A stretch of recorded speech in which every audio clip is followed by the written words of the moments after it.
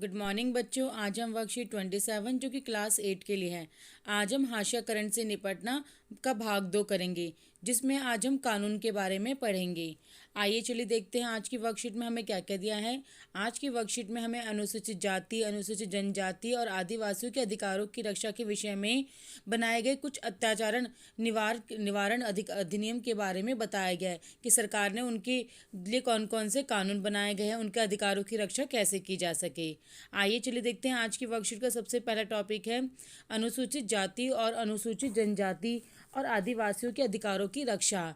तो बच्चों, जैसा हम सभी जानते हैं कि हमारे देश में जो हाशियाई समुदाय है कि लोगों को भेदभाव और शोषण से बचाने के लिए सरकारी नीतियों के अलावा कुछ कानून भी बनाए गए हैं ताकि उनके अधिकारों की रक्षा हो सके, जिनमें से कुछ अधिकार जो है इस प्रकार से है। पहला कानून, यदि कोई भी व्यक्ति अनुसूचित जाति, अनुसूचित जनजाति किसी भी व्यक्ति कोई भी गंदा पदार्थ खाने के लिए विवश यानी कि मजबूर करता है तो उस व्यक्ति को क्या मिलेगी? सजा मिलेगी।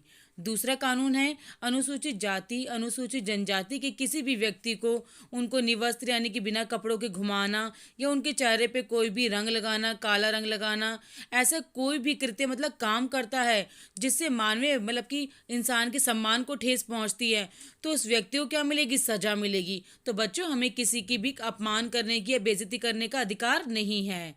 तीसरा कानून है अनुसूचित जाति, अनुसूचित जनजाति के किसी भी व्यक्ति के नाम पर की आवंटित की गई जमीन पर कोई भी व्यक्ति अगर कब्जा करता है तो उसको भी सजा मिलेगी। यानी हम अनुसूचित जाति और अनुसूचित जनजाति के किसी भी व्यक्ति की जमीन पर कब्जा नहीं कर सकते। इसका और उनसे उनके लिए चौथा कानून क्या है? अनुसूचित जाति, अनुसूचित जनजाति की किसी भी महिला को अपमानित यानी उसकी बेइज्जती करने के लिए और उस पर हमला करना या उसके साथ कोई भी जबरदस्ती करता है तो उस व्यक्ति की क्या क्या जाएगा बच्चों? सजा दी जाएगी। तो बच्चों, ये सभी जो कानून हमने पढ़े हैं वो उनके अधिकारों की रक्षा के लिए है ताकि वो लोग भी अपना सम्मान पूर्वक जीवन जी सके, जैसा कि हम सभी चाहते हैं। तो इसीलिए सरकार ने उनके अधिकारों की रक्षा के लिए कानून बनाए गए हैं। और जानते हो बच्चों, ये कानून कब बनाए गए? ये कानून 1989 में इन समुदायों की मांगों के जवाब में बनाए गए थे। इस कानून में शारीरिक रूप से खौफनाक और नैतिक रूप से निंदनीय अपमान के स्वरूपों में फर्क कर सूची दी गई है। मतलब बताया गया कि अगर कोई व्यक्ति कैसा काम करता है तो उसको कैसी सजा दी जाएगी। इसका मकसद दोषी लोगों को कानून के समक्ष लाना है ताकि कोई भी व्यक्ति इनके साथ अपमानजनक टिप्पणी ना करे, इनके साथ कोई गंदा बर्ताव ना करे। आइए चलिए देखते हैं।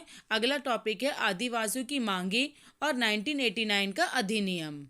1989 का अधिनियम एक और वजह से बहुत महत्वपूर्ण है। आदिवासी कार्यकर्ता अपनी परंपरागत जमीन पर अपने कब्जे की बहाली के लिए इस कानून का सहारा लेते हैं क्योंकि उनकी जमीनों को किसी ने छीन लिया है जो उनके पूर्वजों की जमीन है। इसके सहारे में देखते हैं पहला पॉइंट क्या है? संवैधानिक रूप से आदिवासियों की जमीन को किसी गैर आदिवासी व्यक्ति को नहीं बेचा जा सकता। मतलब आदिवासी की जमीन कौन खरीद सकता है? आदिवासी व्यक्ति ही, कोई बाहर का व्यक्ति आप और हम नहीं खरीद सकते। जहां ऐसा हुआ है वहां संविधान की गरिमा बनाए रखने के लिए उनकी जमीन को उन वापस मिलनी चाहिए।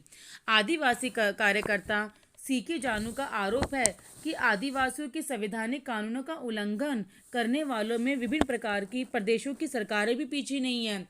तो जो सीके जानू जो वकील है, कार्यकर्ता है आदिवासी, वो ये कहते हैं कि इसमें जो प्रदेशों की सरकार है वो भी ये काम कर रही है।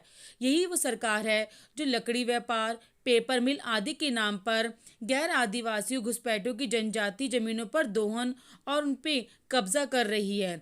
तो बच्चों, कई बार जो है सरकार को भी नहीं पता चलता और कुछ लोग ऐसे होते हैं जो आदिवासियों की ज़मीन को व्यापार, पेपर मिल के नाम पर कब्जा करने लग जाते हैं कि हम वहाँ विकास कर रहे हैं, जबकि असलियत में क्या होता है? वो आदिवासियों की ज़मीनों पर कब्जा कर रहे होते हैं।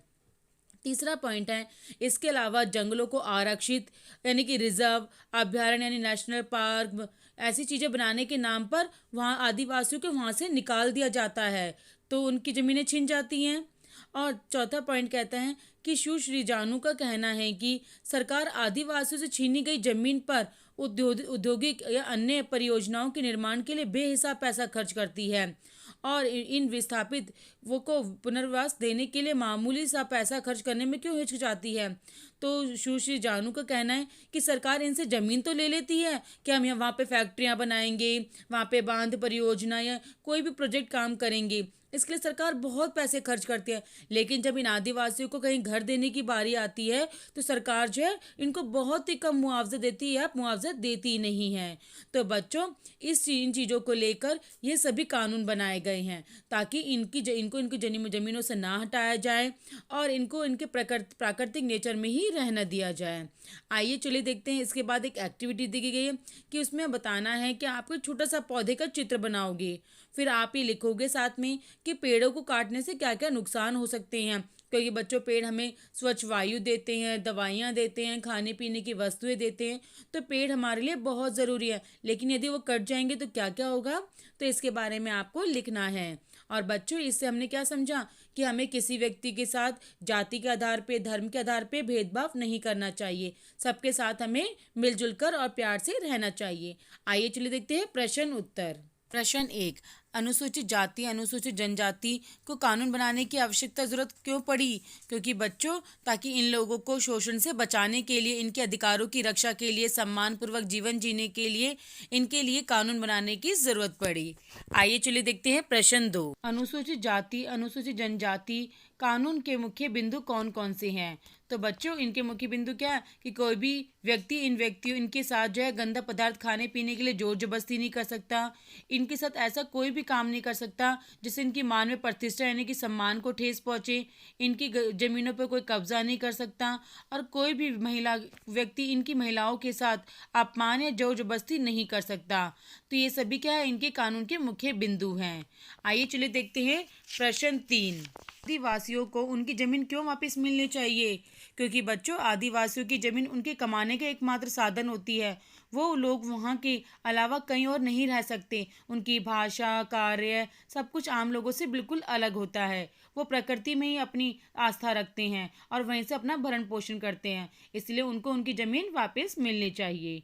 आइए चलिए देखते हैं प्रश्न 4, अपने अनुभव के आधार पर बताइए कि आदिवासियों की मदद के लिए आपके पास क्या सुझाव हैं? तो बच्चों, जैसे कि मेरे अनुसार तो आदिवासियों को शिक्षित किया जाना चाहिए। उनके एरियो में जाकर उनको शिक्षा के प्रति जागरूक करना चाहिए, उनके अधिकारों के प्रति जागरूक करना चाहिए और उन्हें सामाजिक, आर्थिक और राजनीतिक सभी क्षेत्रों में समान भागीदारी मिलनी चाहिए, ताकि वो भी जब आगे बढ़ेंगे तो अपने आसपास के लोगों के बारे में जान पाएंगे और अपने अधिकारों की रक्षा कर पाएंगे। इस प्रकार हमने आपको इस वीडियो के माध्यम से आदिवासियों अनुसूचित जाति के अधिकारों की रक्षा के बारे में बताया है। अगर आपको हमारी वीडियो पसंद आए तो इसे लाइक और सब्सक्राइब ज़रूर करिए। Thank you.